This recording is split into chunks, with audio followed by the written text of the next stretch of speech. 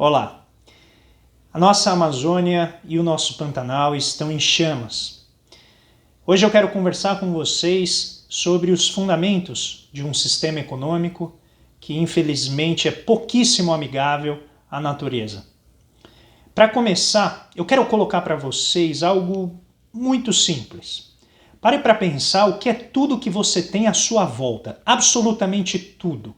O chão em que você está pisando, as coisas que você está utilizando, que você está vestindo, seus sapatos, seu computador, absolutamente tudo que está na sua frente e à sua volta.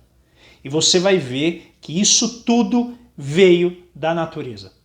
Inclusive você. Basicamente o que a gente tem todo ao nosso redor nessa sociedade industrializada é uma transformação de algo que se encontrava na natureza.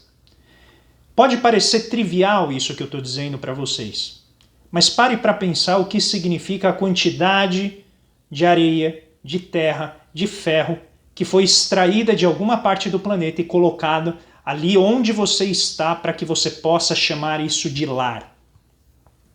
Muito bem, um sistema econômico é essencialmente a forma como a gente lida com o meio ambiente, a forma como a gente usa os recursos naturais à nossa volta, os manipula para atender necessidades nossas. Se a gente olha para o sistema econômico como intrinsecamente relacionado com a natureza, vem a pergunta: mais crescimento, mais desenvolvimento é necessariamente mais destruição da natureza? O que nós vemos hoje em dia, aqui no Brasil em particular, é a retomada de um modelo econômico que volta ao século XVII, XVIII, em que a nossa relação com a natureza é focalmente extrativista.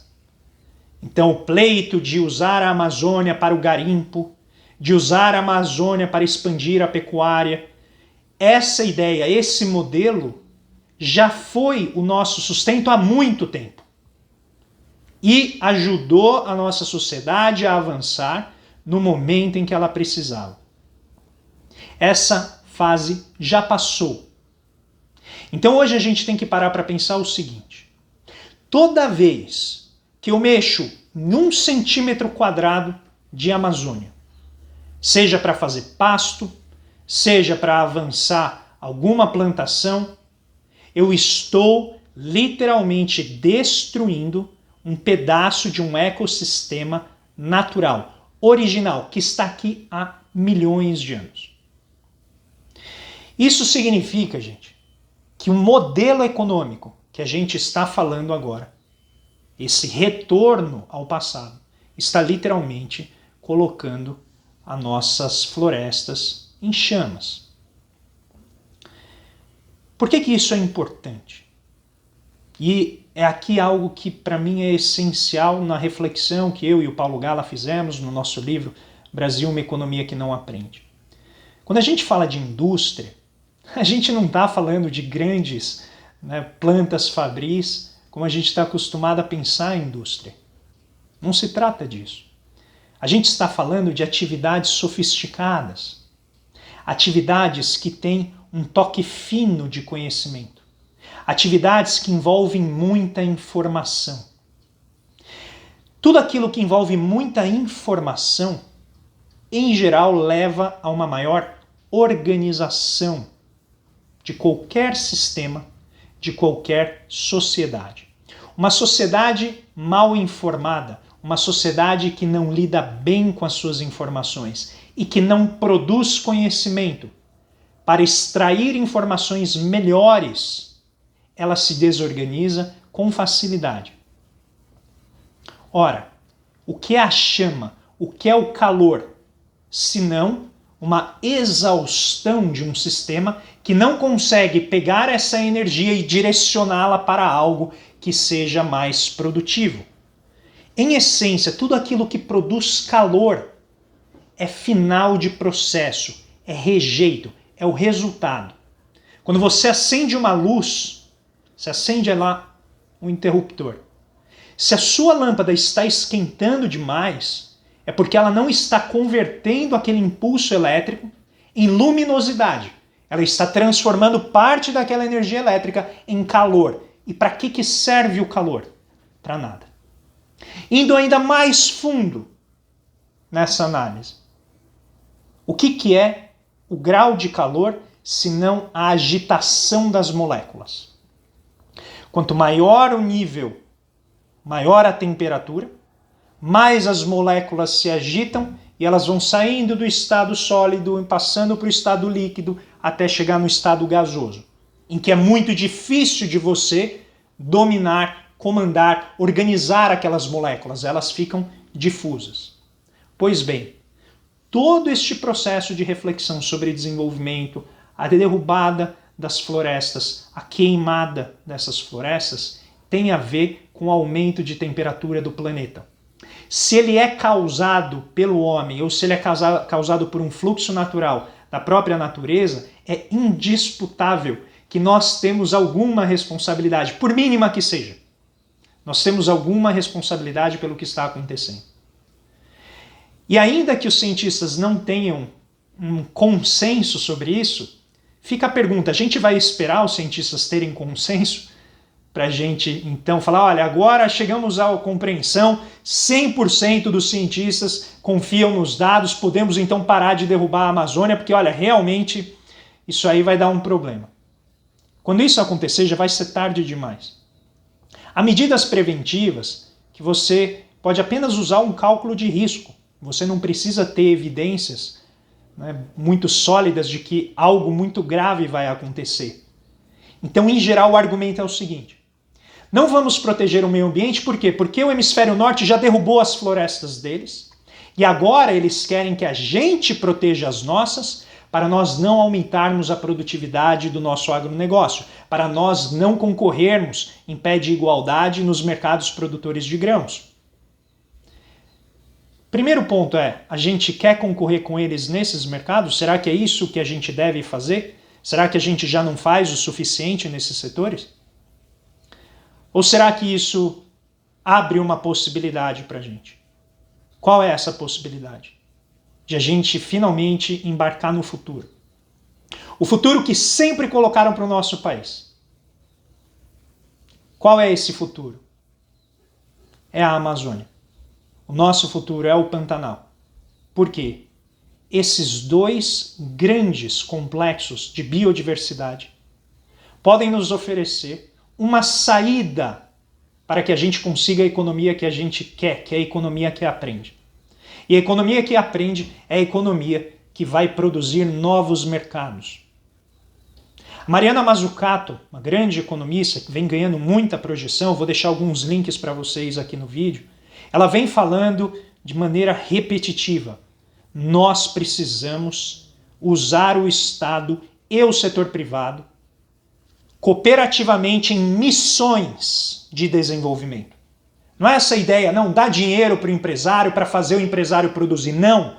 Vamos fazer a articulação do setor privado, do setor público, da sociedade civil para produzir missões, porque missão tem data para começar e data para terminar. Missão pode ser controlada, tem metas. E com missões específicas, a gente cria uma política de orientação para o futuro. Uma política em que o meio ambiente não vai ser um insumo produtivo. O meio ambiente vai ser um insumo informacional. O meio ambiente vai ser um insumo na produção de conhecimento. Daí a ideia que eu venho trabalhando, que já existe, evidentemente, em vários outros autores, eu não estou falando nada novo aqui, gente, que é nós tratarmos a nossa biodiversidade como uma biblioteca natural, como um amplo manancial de informações e conhecimentos, que inclusive os povos nativos detêm muito melhor do que a gente. E o que a gente quer que eles façam? Que eles vão garimpar.